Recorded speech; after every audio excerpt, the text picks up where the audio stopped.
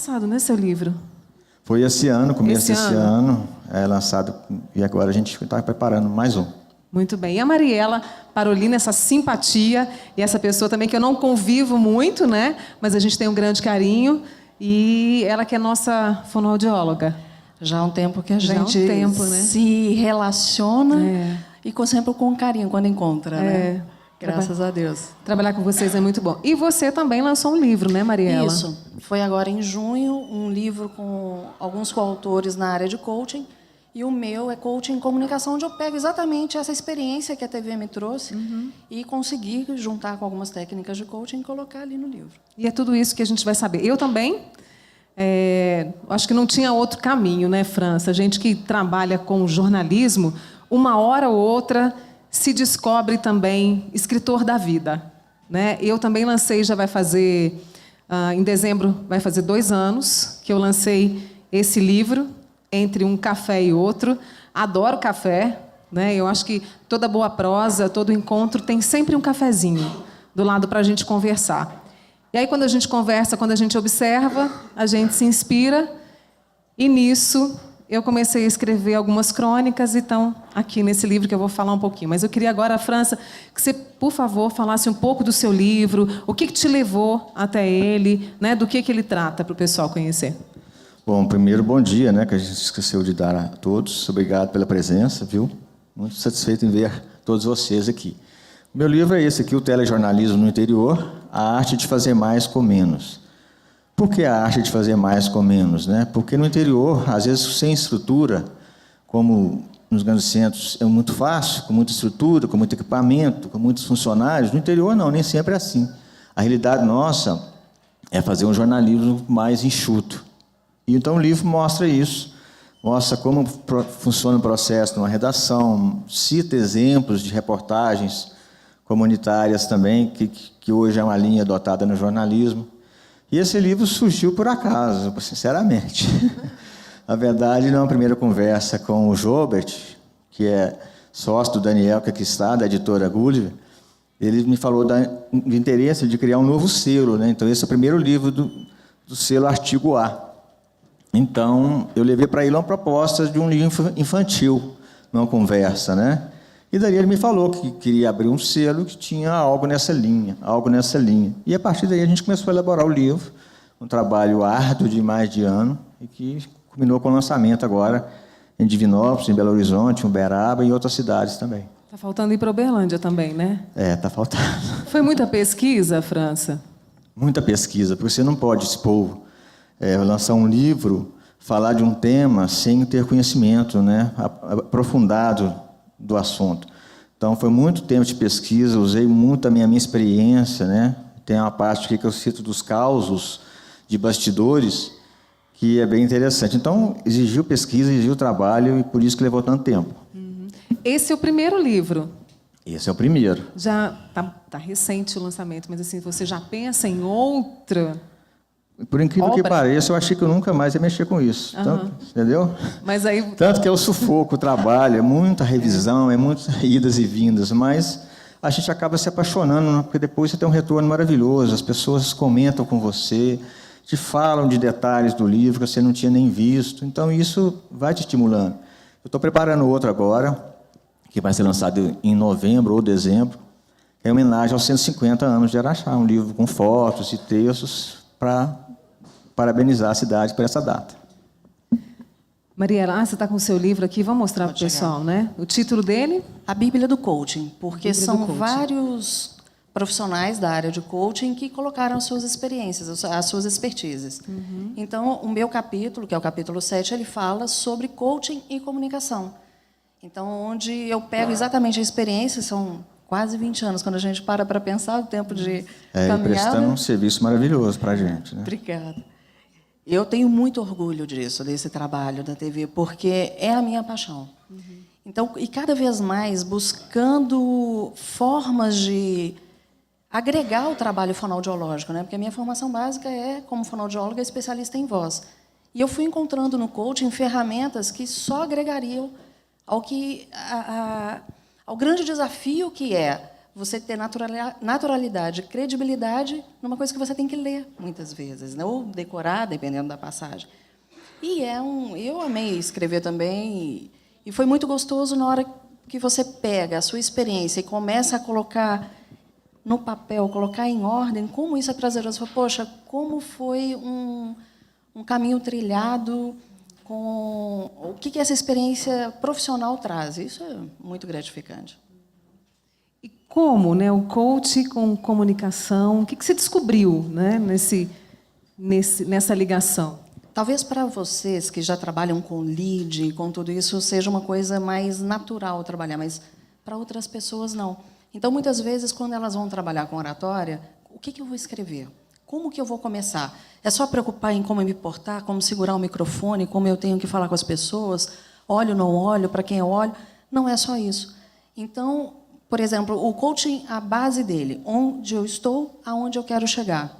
Se você trabalha o seu texto, a sua apresentação, partindo disso, a sua introdução é onde eu estou, a sua conclusão é onde eu quero chegar, e aí você tem as suas subdivisões, fica muito mais fácil planejar o que você vai falar e depois você prepara a sua apresentação, vai preocupar com a voz, vai preocupar com o corpo.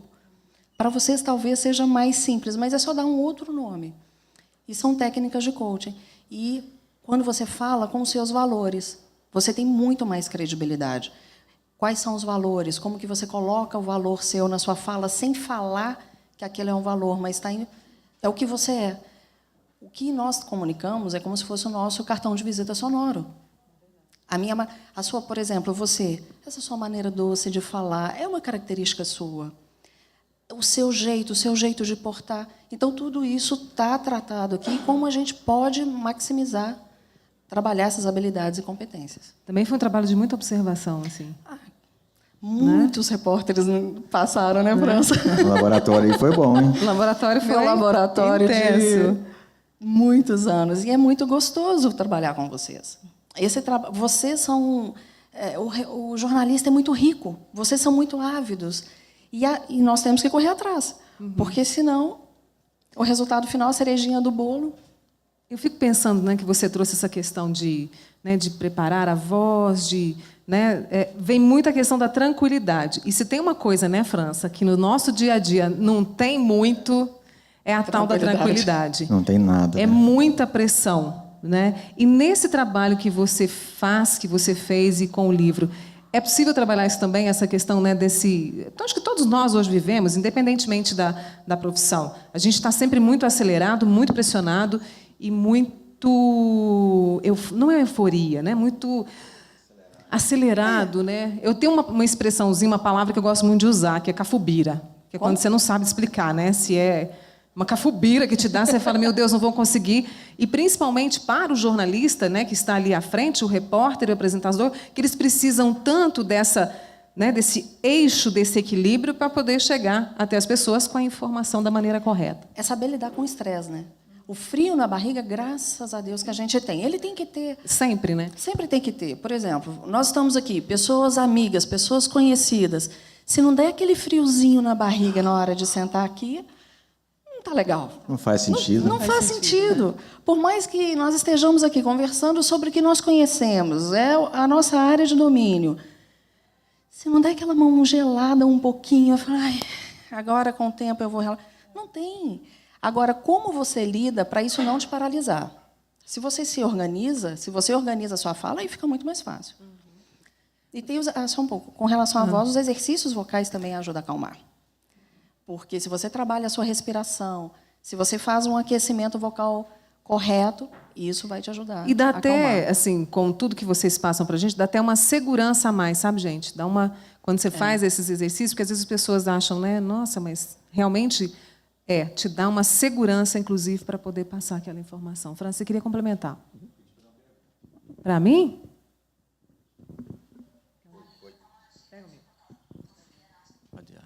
Oi.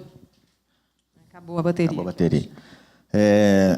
A questão do jornalismo com a literatura, né? O jornalismo é muito objetivo e a literatura subjetiva, né? Como é que foi para você lidar com isso? O jornalismo, aquela rapidez, aquela coisa de imediatismo, você fez o texto, entrega, vai embora. Nunca mais você vê aquilo. E o livro, não. É um processo de lapidação. Como é que foi para você trabalhar isso? Foi difícil, engraçado, porque quando a gente trabalha em TV, é isso que você disse, nós precisamos muito de agilidade, objetividade, síntese, né? Porque quem escreve para o jornal ele tem muito mais condições de trabalhar aquele texto, ele tem um espaço maior, a gente já não tem. Então, em 1 minuto e meio, né, você tem 2 minutos. Quando ultrapassa isso, né, França, já é uma matéria muito mais trabalhada. E aí, para mim, foi muito difícil, porque assim, eu sempre gostei de escrever, mas escrevi ali uma coisa ou outra. E quando eu fui trabalhando um texto mais elaborado nesse processo de lapidação, eu sofri muito em frente a esse negocinho aqui. Sofri muito, porque eu sabia que eu tinha muito para escrever, muito para passar, mas eu ainda tinha que lidar com essa técnica que a gente tem e com essa... É um hábito, né? É uma técnica que se transforma no hábito e aí você vai. Então, eu tive muita dificuldade. Mas aí eu trabalhei muito a minha calma e deixei vir aquilo que estava, sabe, pronto para ir para o texto. É um exercício de paciência, né? Eu me lembro, para chegar a esse livro, posso falar um pouquinho, né? Para chegar a esse livro, eu nunca imaginei, sabe? Assim, eu acho que você também não, né? Eu acho que nem a Mariela. Nunca pensei em ter um livro. E ele também veio por acaso. Né? A televisão me abriu portas assim, sabe, importantes. Eu recebi um convite para escrever para uma revista. Falei, gente, mas como, né? E aí o primeiro texto foi objetivo, sabe? Foi bem sucinto, mas tinha algo ali, né? Literário, né? Literário, O segundo ainda não estava do jeito que eu queria. Até que eu descobri o fio da meada. E eu acho que aí, nesse momento que eu descobri, que eu puxei o fio da meada para esse texto, para essa crônica, para esse texto literário, aí foi embora. Aí tudo que eu vejo, eu sempre escrevo alguma coisa. Vindo para cá hoje, sabe, vi uma imagem, eu estava indo para a casa da minha amiga que me trouxe, e aí eu vi dois trabalhadores seguindo de bicicleta por uma avenida que a gente tem lá em Uberlândia, no Alto Moarama, e um senhorzinho indo a pé. Fiz um texto na minha cabeça. Então, a partir desse momento que eu separei, olha, aqui eu posso, no jornalismo eu vou até aqui, né, e no literário eu posso ser como um rio, sabe? Vou embora. Inspiração e intuição também, né? Muito, assim. E eu procuro não me conter. Vem, escrevo, tenho um bloquinho, escrevo. Quando não tenho bloquinho, vou no celular, escrevo, sabe? Porque é muito bom, sabe? E aí os textos estão todos aqui. Eu queria aproveitar esse gancho do França, então eu vou fazer uma pergunta para vocês dois. Hoje, com toda essa mudança na forma de escrever e na forma de apresentar, o que vocês têm observado? Como que tem sido essa passagem para vocês? Para que não fique over, né? Para que não fique aquela coisa que está gritando em termos de narração e de escrita. Você começa?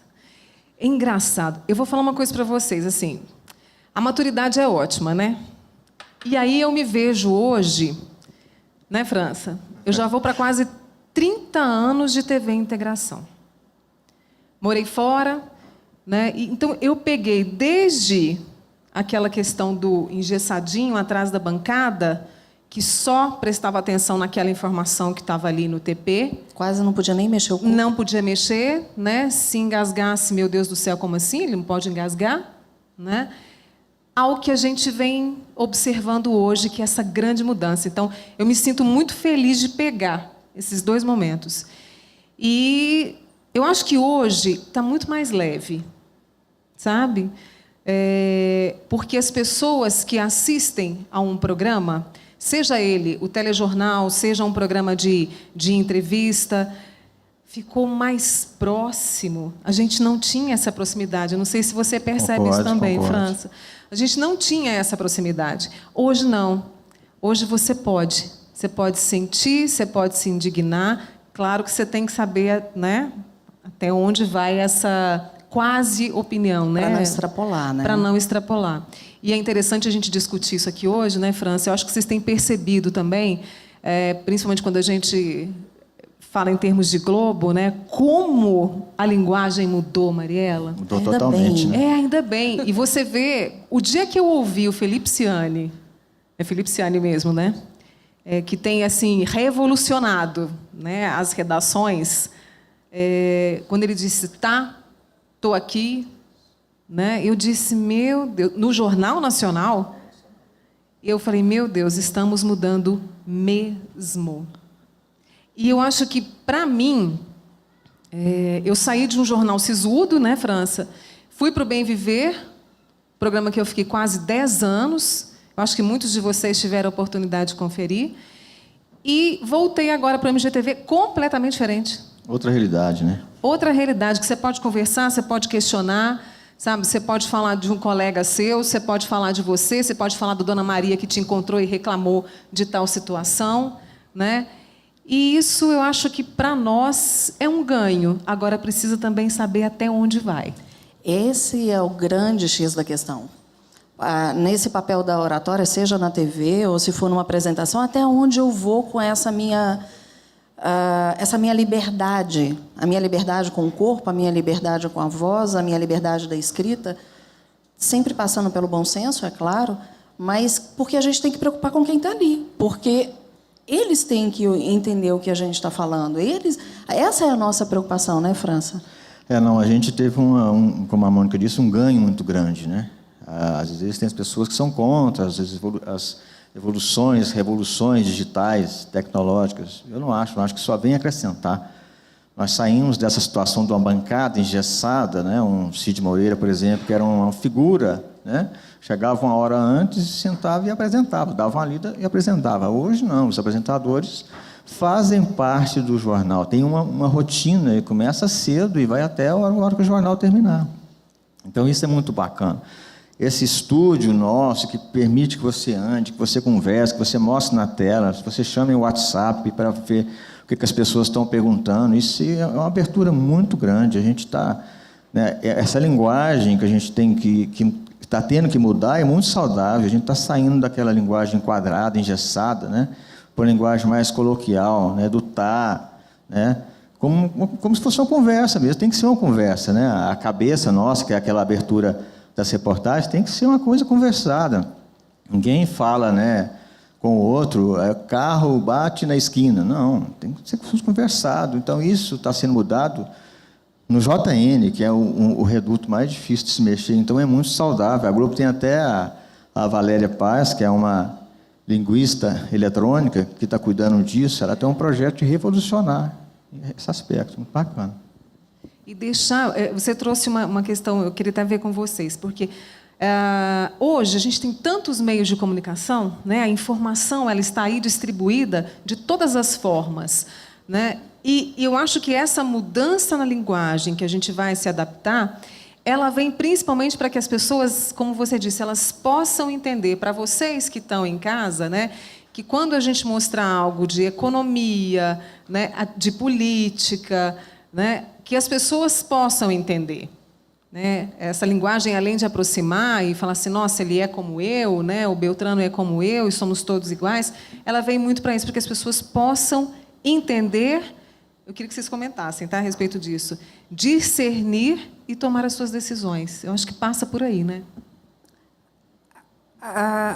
As nuances que vêm, elas são tão pequenas, né? Então, como a rede social vem aproximando e tudo mais, mas eu me lembrei de uma coisa, uma frase que eu gosto de usar com... Cadê os meninos? Os meninos estão careca de ouvir isso. Deus criou o mundo em 6 dias e no 7º descansou. Deus criou o mundo em 6 dias e no 7º descansou. Deus criou o mundo em 6 dias e no 7º descansou. Deus criou o mundo em 6 dias e no 7º descansou. A mesma frase, dependendo de onde você põe uma vírgula, de onde você põe uma ênfase, ela vai mudar por completo o sentido. E aí, quando a gente tem essa coloquialidade, a gente tem que tomar o cuidado com isso. Até que ponto aquilo está sendo da forma correta. E o nosso agir, o nosso, como você falou, o início da nossa pressa, eu esqueci a palavra que você... Cafubira. Cafubia aí. Muitas vezes nós nos comunicamos, seja por uma rede social, por WhatsApp, e esquecemos de pequenos detalhes, às vezes, que é uma vírgula, e vai mudar todo o sentido da frase. Então, esses pequenos cuidados com a língua, eles têm que permanecer. Nós não podemos esquecer esses cuidados com o nosso português, mas nós temos que cada vez mais ser ágeis e práticos nesse nosso comunicar, para que seja efetivo. Uma vez o Emílio brincando, ele ouviu uma pessoa comentando que hoje a quantidade de informações que a gente tem é como se nós estivéssemos bebendo água no hidrante. Não tem como a gente pegar toda a informação. O que vai chamar a informação para que você leia aquela? Ou para que você assista aquela? Nós temos que ter algum diferencial. Então, essa proximidade ela vai trazer esse diferencial. Ela disse essa questão de chamar a atenção, né? E é justamente por esse tanto de informação que a gente recebe e por tantos meios, né, França? Assim, a gente tem o rádio, a gente tem as redes sociais, eu quero muito comentar sobre isso aqui. A gente tem as redes sociais que, de repente, as informações chegam até antes que a gente fique sabendo, né? E a gente tem esse desafio de chamar a atenção. Você acredita que essa mudança de linguagem, né, isso que vem, essa nova proposta que vem, ainda a nossa criatividade tem que ser ainda maior para a gente poder chamar a atenção desse nosso telespectador? Não, tem que ser muita, mas agora a gente tem que ter bom senso, né? Não é porque é inovação, porque é correto, né? Tem que ver em que aquilo vai agregar para a gente no dia a dia, né? Eu acho que a questão de se opinar também, de ser âncora, tem que ter cuidado, para você não ser leviano, né? Uma informação errada, você compromete, né? E aí, para você consertar, foi difícil. Então, essa quantidade de informação é preocupante. Porque como você vai filtrar isso? Qual o critério? Hoje você tem um site, como você falou, hoje é mais interessante, talvez, numa reportagem, você nem precisa ser o primeiro a dar notícia. Notícia dá no site primeiro, na rádio. Às vezes tem muitas empresas que têm no seu guarda-chuva o site e o rádio, e você vai ter, na outra edição, uma matéria mais trabalhada, com um personagem, né, com alguma pessoa que talvez viu aquele acidente e só você tem, né, ou uma leitura de cenário diferente. Então, tudo isso vai chamar a atenção. Mas, assim, essa overdose de informação preocupa, né? A gente tem informação hoje de minuto a minuto, de segunda a segunda, no celular, então a gente tem que filtrar isso para saber o que é importante e o que não é.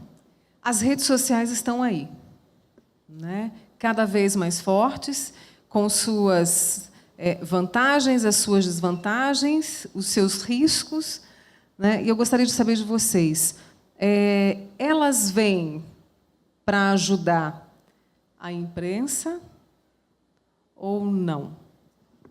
Ajuda muito, né? Nos força a ser rápidos também e acrescenta muito no nosso dia a dia. É um aprendizado. A convivência com o pessoal do G1, que é a nossa realidade, nos acrescenta muito. São exemplos, né? Leituras diferentes que eles fazem, abordagem diferente, forma de conduzir uma notícia diferente, coisa que a gente nunca tinha visto. Então, acrescentou muito. Eu digo assim também, a questão do Facebook, né, do Twitter, Instagram, agora tem o Periscope. O Periscope descobri essa semana. Snapchat. Ontem, eu vim acompanhando minha filha no lançamento. Ontem tinha a Paula Pimenta, a Thalita Rebouças, a Babi aqui. E eu fiquei... Porque o público adolescente, né, elas têm que usar essa linguagem, claro. Elas entravam com o celular na mão, já filmando tudo, já colocava automaticamente no Snapchat. Elas comentavam, vocês viram o que nós fizemos? Vimos. É uma linguagem que não dá para a gente fugir dela, mas aí, de novo, o bom senso que o França comentou. O que a gente vai aproveitar dela e como a gente vai aproveitar. Para que também não quero mais ver aquilo, está em excesso, não, colocou demais. Há regras hoje até de etiqueta, né? A nossa amiga Janaína fala muito disso, até da etiqueta com relação ao que nós vamos postar. Como lidar com essas redes sociais. E a própria responsabilidade. Só para complementar também, a questão das redes sociais, Facebook, isso aí a gente tem que ter cuidado, mas agrega também, porque hoje muitos jovens estão vendo notícia no Facebook, né? Vídeos. Então, isso hoje acho que quase 90% dos jovens é o caminho de assistir, de ver notícia, é por ali. Então, é importante também. Só uma coisa que o França me fez lembrar, Mônica, desculpa. A questão da credibilidade. Aí vai ser o grande diferencial. Porque se eu vejo aquele monte de informação, peraí, mas eu quero saber se isso aqui é verdade. Quem eu procuro? E aí vai de todo um trabalho que foi estruturado ao longo do tempo. Então, eu vi, mas será que isso aqui aconteceu mesmo? Eu vou no G1, por exemplo, que é a nossa realidade. Porque ali eu sei que ela é de uma forma correta, ela foi escrita por profissionais que entendem tudo. E que a gente segue a regrinha do jornalismo, que é você ouvir todas as partes, checar a fundo, para que essa informação chegue até vocês, né, do jeito que tem que ser. Quando eu fiquei sabendo do tema que a gente discutiria, da linguagem, essa nova proposta que vem, e aí veio jornalismo e literatura. Né? Será que o jornalismo, a linguagem do jornalismo tem a ver com a linguagem, né, do jornalismo? Será que eles se fundem? Será que eles se convergem? E, para alguns autores, né, até eles caminham lado a lado, outros de forma nenhuma, está completamente diferente. E aí eu pensei, bom, eu acho que tem, né, a gente tem o jornalismo literário, mesmo, me corrija se eu estiver errada, tá? Mesmo nesse nosso telejornal, que nós precisamos passar todas aquelas informações e atender o público, mas a gente também faz um jornalismo literário que é o de contar boas histórias. E hoje, a gente sabe, né, porque a gente, na empresa que a gente trabalha, hoje, cada vez mais, o contar histórias é o que atrai as pessoas. Não é, França? Exatamente. Porque... Na sua opinião, desculpa te cortar, mas você acha que o jornalismo e a literatura, a linguagem, elas caminham, elas podem caminhar muito bem? Eu acho que sim, né? A gente tem pessoas como o Fernando Sabino, Beto Werneck, que está até aqui na feira, que são contrários. Acho que não caminham junto. Eu acho que é a forma de se caminhar também. Acho que a literatura tem ferramentas que a gente pode usar no dia a dia. Isso é muito válido, né? Essa questão que você estava falando tem tudo a ver. Eu acho que a gente tem que acrescentar hoje. O repórter nada mais é do que um contador de história. Exatamente, né? Isso que eu ia falar. Vocês são contadores de histórias. E essa história, ela vem de um conjunto que vocês usam além das palavras. Vocês usam a comunicação como um todo, usando a linguagem verbal e a não verbal. Mas vocês são contadores de histórias. E eu até que eu gostaria, gente, a gente vai ter meia hora para vocês também falarem, tá? Para vocês fazerem perguntas aí também. Eu me lembro do Nelson Araújo. Nelson Araújo é um grande jornalista, né, França? Ele é do Globo Rural. E as grandes reportagens, tantas que ele já fez para o Globo Rural, ele seguiu esse caminho de contar a história, mas de usar técnicas da literatura. Infelizmente, a minha memória vai me trair, mas ele fez um texto, certa vez, quando ele fez uma matéria sobre tropeiros. E ele fez a matéria toda rimada. Ele foi contando o que a gente contaria pelas técnicas do jornalismo. Ele usou, claro, todas as informações que a gente precisa saber, onde é que é isso, né? E quantos anos tem? Né? O material Você lembra disso? Lembro, maravilhoso o material. Provavelmente tem gente aqui que assistiu, quer ver? Então, provavelmente tem alguém aqui que... Ah lá. Cadê? Minha mãe.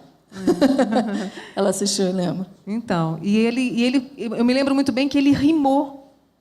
Tudo que ele viu, do começo da viagem desses tropeiros, a parada de cada um deles em cada porto, até chegar ao destino, ele usou toda a rima.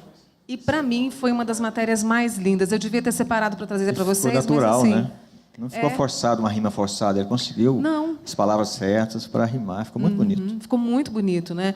Eu acho que hoje a gente tem esse caminho que é possível ir diante. Porque o que acontece? Nós estamos... Hoje, muita gente... Eu até queria saber de vocês. Quem aqui, de repente, fala assim, hoje não estou afim de ler jornal, ouvir rádio, muito menos ver TV? Por quê? Porque só tem notícia pesada, né, França? Só tem notícia pesada. É violência, é corrupção... É uma série de fatores que, às vezes, batem, né, aqui e a gente fala, não quero ver. E aí vem as boas histórias que permeiam ali os nossos jornais. E eu tenho certeza, quando o MGTV, né, vou puxar a sardinha para o nosso lado, quando o MGTV conta uma boa história de alguém, né, de um grupo, isso chama a atenção de vocês? Não é? Porque o que mais a gente vê... Quando eu estou na rua, alguém fala, Mônica, vi a história do seu Zé, que fez isso, isso e isso, e achei sensacional. Né? Joguei isso para a minha vida, aquilo me fez bem. Vocês também concordam com isso, assim, que a gente precisa ter isso na TV? me fez lembrar, esses dias eu estava em Belo Horizonte, eu não sei como que chegou aqui, mas teve uma criança que, a princípio, acharam que ela tinha sido raptada. E como isso ocorreu? Talvez você viu, Lisete, como foi? Correu e acharam a criança, ele mora no Céu Azul, acharam próximo à Lagoa da Pampulha porque tinha ido brincar de bicicleta no fim de semana com o pai, né? Mas você viu o desfecho, o que aconteceu realmente com a criança? Porque aí foram pesquisar para sair nos meios de comunicação, porque os pais jogaram nas redes sociais. Ele tinha brigado com a mãe. E aí ele ficou chateado e saiu de bicicleta. Mas, assim, como aquilo mobilizou, perdeu, sumiu, achou, ai, que bom, graças a Deus. E era isso que você via, graças a Deus, ai, que bom, encontraram. As pessoas querem finais felizes na história. Não querem mais aquelas coisas que duram tanto tempo e não se sabe para onde vai. Né? E as pessoas estão ávidas por isso. Elas querem ouvir o bem, verem que deu certo. Querem coisas boas, né, França? Eu ando muito, e o que mais as pessoas me falam, nossa, o jornal está pesado, o jornal está só sangue. Assim, não é o nosso caso, às vezes não é só sangue, né? Mas, infelizmente, a gente retrata a realidade. A realidade lá fora é sim, tem coisas boas e tem coisas ruins. As coisas ruins nós não podemos omitir. Adoraria que fosse um jornal do bem, só lindo, só cor-de-rosa, mas a realidade lá fora não é assim, tá? A gente retrata a realidade. Então, esse que é o desafio, né? Tentar mesclar as duas coisas. Né? A gente tem um contador de história interessante, que é o Marcelo Norato, que ajuda a aliviar um pouquinho a pressão, às vezes, no fim de semana. Era dentro do jornal, hoje é fora. Então, esses contadores de histórias, repórteres que têm essa veia de contar história, sendo imparcial, é muito positivo. E eu acho que é o que a gente está precisando muito hoje em dia. A gente está na FLI, né? Você já escreveu. De que forma, França, assim, que a literatura te ajudou a construir a sua trajetória na televisão? E a mesma pergunta para você, como fonoaudiólogo e agora também como escritor. Eu acho que é mais o contrário. O meu caminho de 20 anos de TV, né, ajudou muito a estar pronto para a literatura. Né? Quando me chamaram para escrever, eu falei, será que eu estou pronto? Será que chegou a vez de escrever? Aí, conversando com a Denise, que está aqui na frente, ela falou, as pessoas, às vezes, têm uma bagagem, um conhecimento que está tão na pele dela e que ela não dá valor. E é aquilo que as pessoas querem saber. Então, puxa, então vamos escrever. Vou passar minha experiência e contar. Né? E foi realmente o que aconteceu na prática. Né? É engraçado que eu sempre tive esse sonho de poder auxiliar as pessoas com o conhecimento que eu tinha. E a oportunidade bateu. E a gente estava falando de redes sociais, foi exatamente pela rede social, por verem, porque as pessoas viam o que eu escrevia e comentavam, e aí me convidaram para escrever, e eu, na hora, eu falei, olha, é o que eu sempre quis. E espero que outros venham por aí. O caminho está só aberto. Agora que eu vi aqui que são quase 11h20, a gente vai terminar 11h30. 11h20. E aí eu queria ouvir vocês também. Perguntas, assim. perguntas. Perguntas, ó, tem lá no final. Bom dia para todos, ou boa tarde. Bom Bom dia. dia ainda, né? Nós estamos falando de comunicação, certo? Nós estamos falando de literatura, nós estamos falando de jornalismo, certo? Então, o que acontece? Hoje está tendo uma questão, sei que vai ser eternamente polêmica. Literatura, a gente fala de talento de escrever, capacidade de escrever, certo?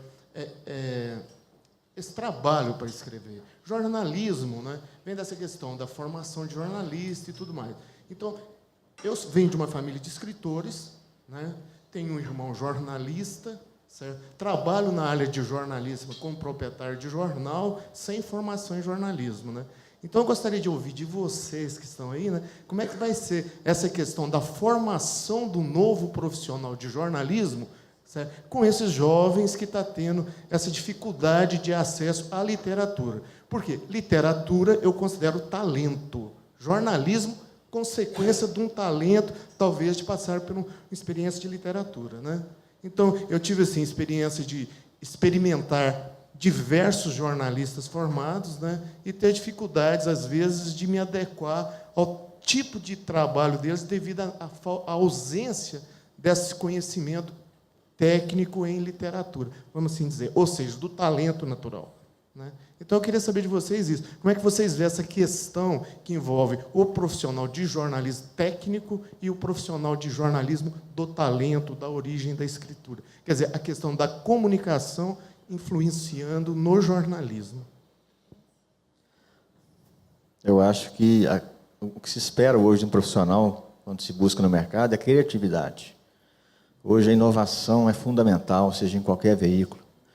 Se ele puder ser formado, ótimo, mas não dá para limitar, né? A TV hoje preocupa com isso, preocupa em ter também outros profissionais, né? Ter um engenheiro, um economista lá dentro seria ótimo. Quando você fala de determinado assunto, você tem uma pessoa que entenda.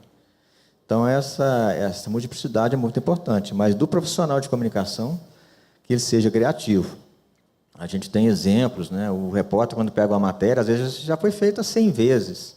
Cabe a ele acrescentar um novo olhar. Coisa que o Zé Hamilton Ribeiro, repórter do Globo Rural, faz muito bem. Ele, a conversinha de pé de ouvido ali, ele vai descobrindo coisas que ninguém nunca mostrou. Então, tem que ter essa preocupação. E eu acho que, além da criatividade... Como é seu nome? Everton. Ederson. Eu acho que, além da criatividade, porque hoje a gente tem uma geração que é muito atenta a tudo que está por aí. E, além de estar atenta, ela também parece que tem o gene ali de inovar, né? De se arriscar, de inovar e ir traçando novos caminhos. Eu, Ederson, assim, além desse profissional de comunicação, disso que ele vai ter, né? Eu acho que ele precisa da formação, sim.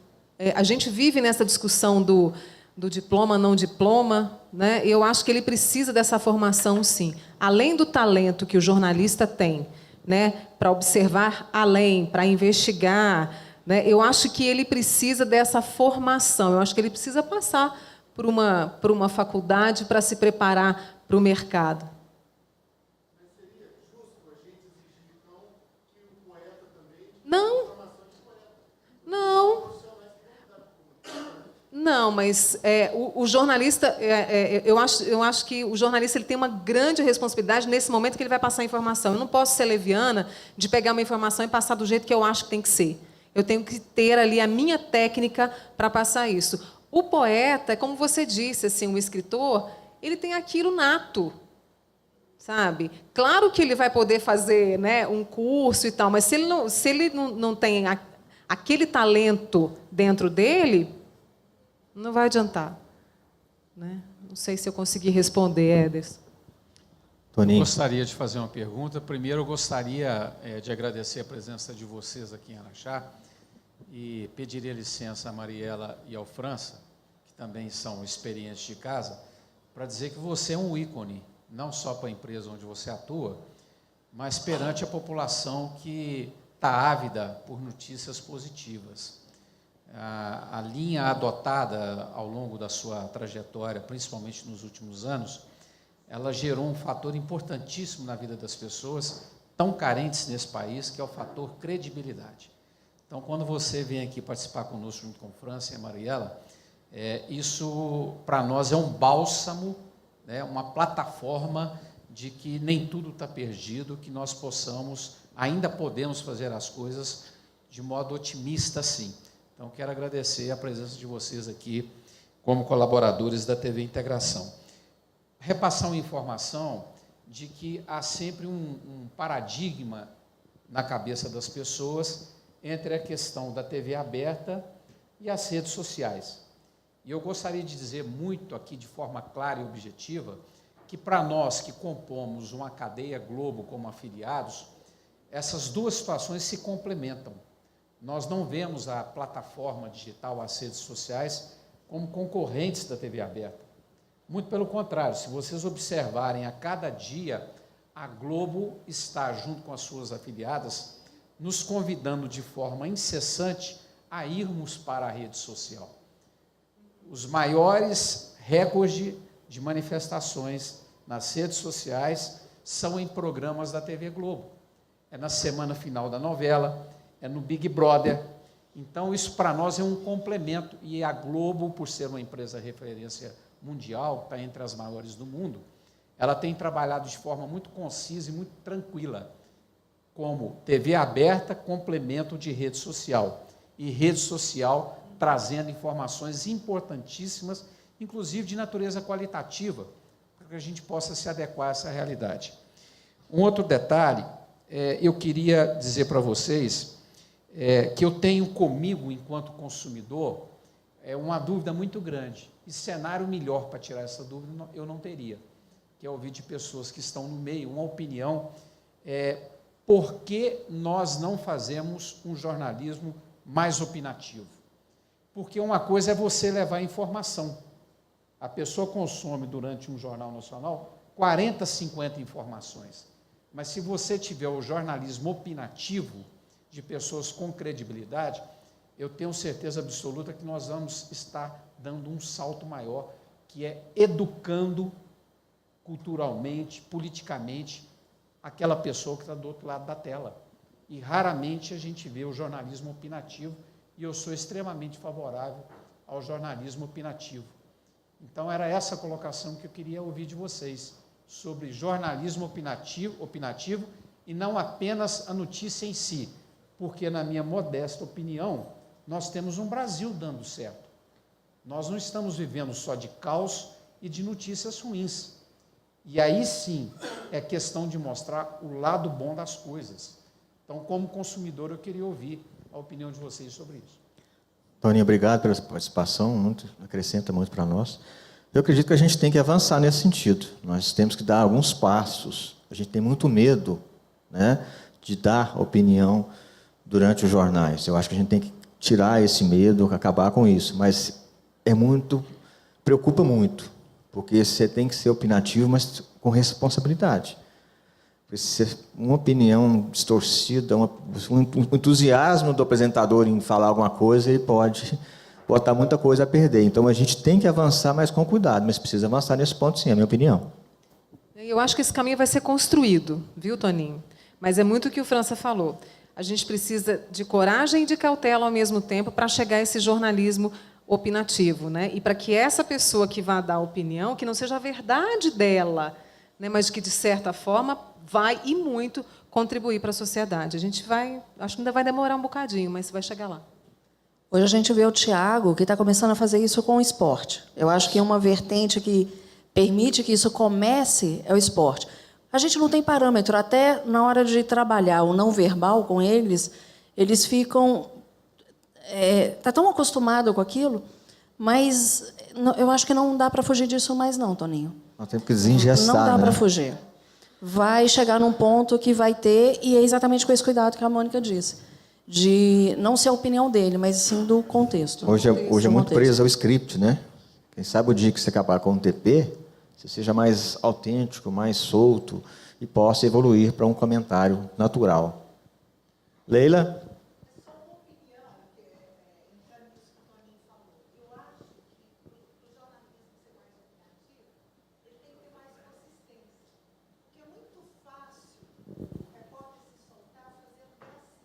Exatamente. Então, está ficando todo mundo mais desenvolto, fazendo mais gracinha, né? Obrigada. Isso é muito fácil, né? Basta você ter mais desenvoltura, a TV autorizar. Agora, tem que ter conteúdo e consistência. Para você fazer um jornalismo opinativo que não é a sua mera opinião, ela tem que ser fruto de muita informação processada, elaborada. E aí eu acho que cai muito no que o Ederson falou. O profissional tem que ter muita leitura.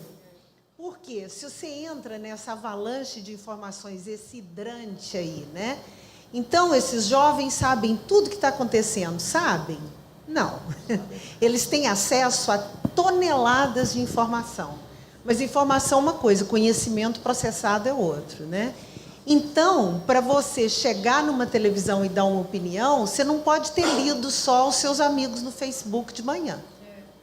Né? E chegar ali, você viu o que está acontecendo em tal lugar? Tá, para aí, informação morreu.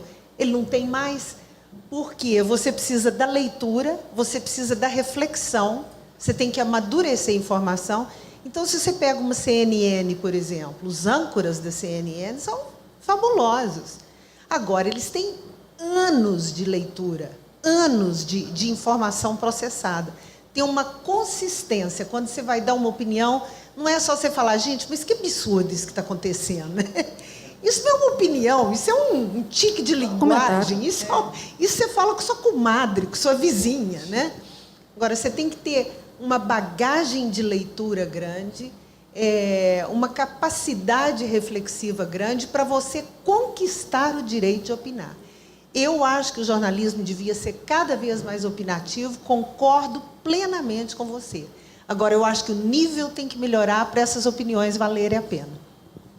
Perfeito. Perfeito, dona Leila Ferreira. Exatamente.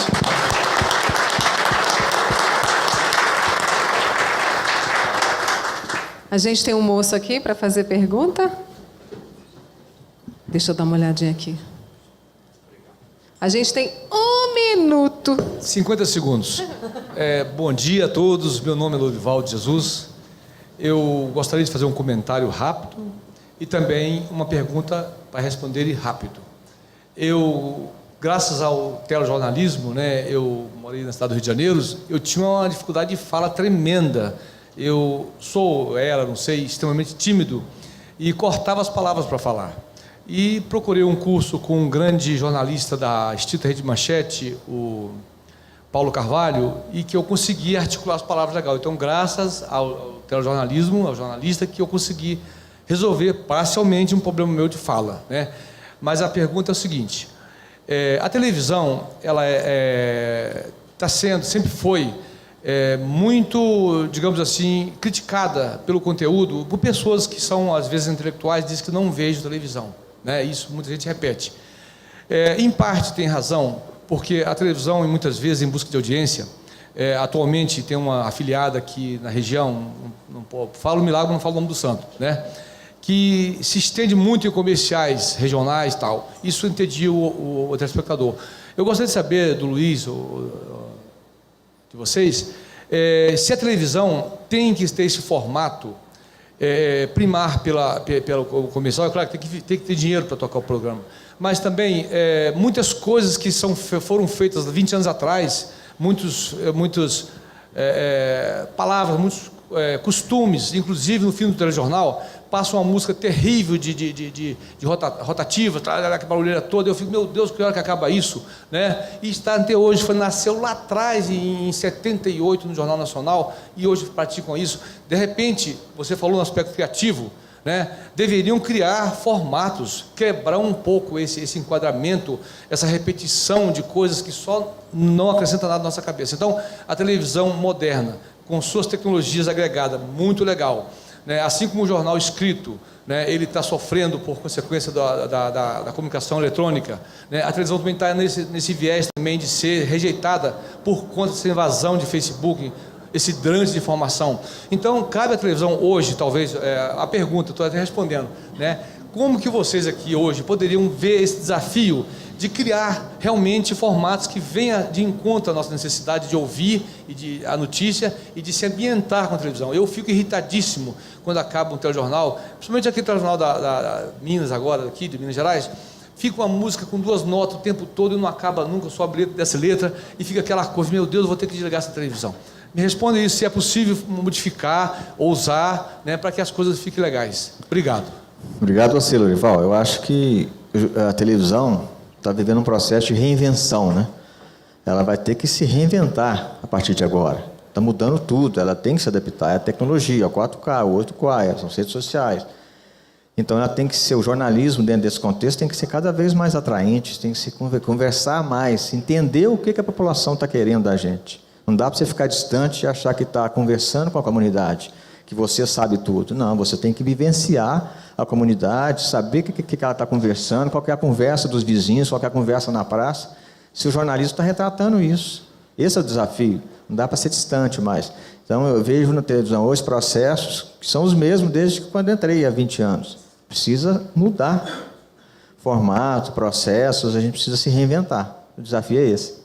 Lorival, eu acho que a gente está realmente nesse movimento de se reinventar, sabe? De transformar e de achar, não um formato pronto, mas de ir experimentando. Eu, na minha modesta opinião, eu acho que a TV, que é o meu meio, né, ela tem procurado isso. E você trouxe a questão dos comerciais, eu acho que até nisso, nesses blocos comerciais que cada emissora tem, ela vai ter que começar também a pensar. Por quê? Porque hoje, não é, talvez eu vou usar um verbo aqui que não seja isso, mas as pessoas se distraem muito. Então, se você não quer ver alguma coisa aqui, você vai para outro lugar.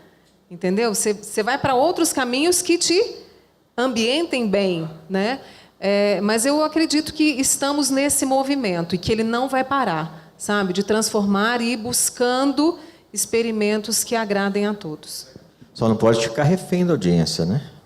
Achar que a audiência é tudo e fazer tudo em função de audiência. Acho que tem que conversar com a população e, se a audiência refletir o interesse da população, ótimo. Aquilo que te agrega, né? Seja no jornalismo, seja no entretenimento, não é? Exatamente, audiência e relevância. A Josane já me falou que a gente precisa encerrar. Já são 11, né? 11h35 quase. Tem mais uma pergunta? Bom dia, meu nome é Luana. Oi. Então, em questão a quem quer ingressar nessa área de jornalismo, inexperiente, começando agora, é a faculdade que quer fazer, a questão do diploma que o moço falou. Tem ou não tem? É uma dificuldade que a gente vai enfrentar, né? Disputar área de trabalho com quem não tem diploma e tem talento, e quem estudou, se formou com aquilo e quer ingressar nessa área. Eu quero ouvir de pessoas experientes, que nem vocês aí, quais são as dificuldades maiores que nós, jovens, vamos enfrentar para ingressar nessa área de trabalho, que é o jornalismo. Esse desafio de enfrentar a concorrência de pessoas não profissionais sempre existiu e vai existir, né? O mercado fomenta isso. Eu acho que o caminho é estudar, é se formar, é se qualificar, mas não só sentar no banco da faculdade e esperar que aquilo vai resolver tudo. É conhecer o mercado durante a faculdade, é saber quem são os profissionais, quais são as emissoras, qual o caminho que você vai traçar depois disso. Então, acho que o caminho é esse, e buscar se informar, né? Igual a Leila falou, tem que estar criando essa bagagem aí durante o trajeto. Jornalismo é muito bom. Como é que é seu nome? Luana. Eu estou quase 30 anos e aprendendo todos os dias. Dificuldade você vai ter. Quando você for prestar o seu exame para você entrar para a faculdade, lá na faculdade você vai ter muita dúvida, você vai ter muita dificuldade. Mas se é isso que você vai fazer, se você gosta, você vai saber enfrentar tudo isso. E eu reforço também, junto com o França e com a Leila, leia bastante, assista a TV, todos os telejornais, todos os programas de debates que você puder assistir, ouça AM, ouça a rádio AM, sabe? E vá se formando. A faculdade vai te ajudar? Vai. Eu fui da segunda turma de uma faculdade de Uberlândia, que estava, né, se desenhando ali, e para mim foi ótimo. Eu aprendi com os profissionais coisas assim que eu jamais imaginei. Mas eu também fui atrás, sabe? E procure. Hoje a gente fala tanto em networking, sabe? Procure conversar com pessoas que são do meio. Elas vão saber te ajudar também e te dar uma luz. Mas se é algo que você gosta, não tenha dúvida e vá em frente. E tenha consciência que serão muitos finais de semana, longe de casa. Feriados, entendeu? Aniversário que você vai perder, festa que você vai perder, que vai exigir um sacrifício muito grande de você. Mas se você gosta, vai valer a pena. Eu trabalhei 10 anos sábado, todo sábado. Mas eu ia feliz todo sábado. Eu acordava feliz e saía feliz. Então, isso vai te provar que você está no caminho certo. Viu? Boa sorte para você. Viu? Quero muito agradecer a presença de todos vocês, reforçar que é uma alegria estar em Araxá e, quem sabe, a gente se encontra em uma próxima oportunidade, né, numa outra free. Quero agradecer ao Luiz Humberto França, esse grande companheiro de trabalho. Obrigado. Viu, França? Obrigado, sucesso para você. Obrigado a vocês. Sempre. Uma honra estar ao lado de duas mulheres dinâmicas, empreendedoras, e que eu admiro muito.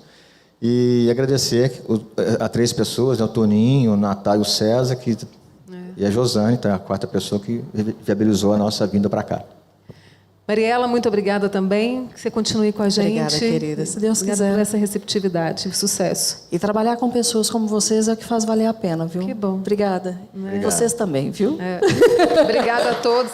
E, gente... Eu quero muito agradecer, sabe, a esse apoio da organização, da FLI. Quando eu recebi o convite para vir, confesso que dei pulinhos de alegria. E ontem meu coração estava assim, não estava de cafubira, não, estava de emoção mesmo, né? E os livros estarão lá na leitura. Quem nos der a honra, tá? Muito obrigada, que vocês tenham excelentes dias aí, tá? Obrigada. Bom dia.